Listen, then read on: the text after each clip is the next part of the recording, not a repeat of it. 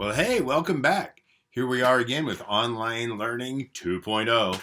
Anyway, this is seventh grade. Okay, we're in the middle of something. We had to take a 2-week break, but we're going to pick it right back up where we left off. Okay, so what you need to do now is get yourself a piece of paper, get your notebook. We're still doing that. Now, we don't really know for sure how long this is going to go on, but I'm going to assume we're going to the 27th, and that's where we're going to be back at school. But that may be true, it may not be true, but that's what we're going to go for. And so I would like you to maintain your notebook at any rate. And I'll give you a hint. If we have to do any online tests, then you'll have your notebook to use on the test. So that'll be kind of handy on that as well, okay? So let's just keep that in mind.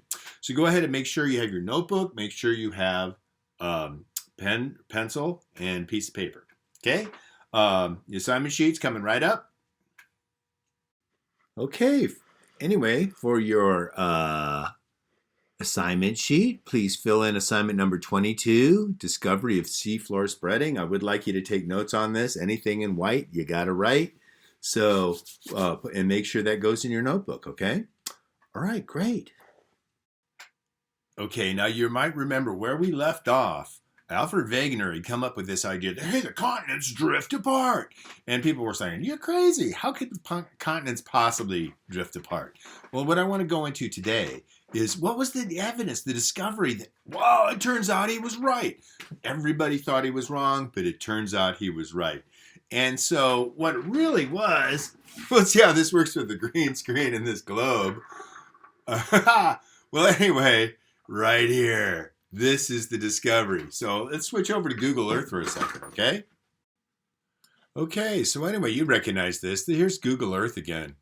Now, the thing about Google Earth, I mentioned this before, but what's cool about it isn't just that it shows the landforms and things like that. Here we are in the Pacific Northwest, and here's North America. But also it shows these underwater features.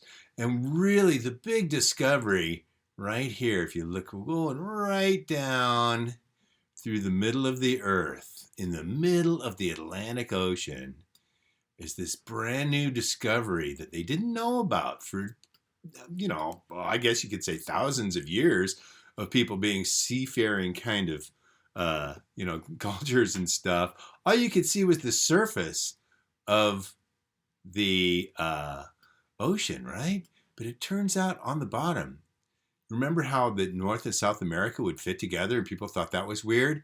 Turns out right smack in the middle of that, there's another structure. It's called the Mid-Atlantic Ridge. It's like a mountain range right in the middle of the Atlantic Ocean, and it has exactly the same shape that the coastlines do.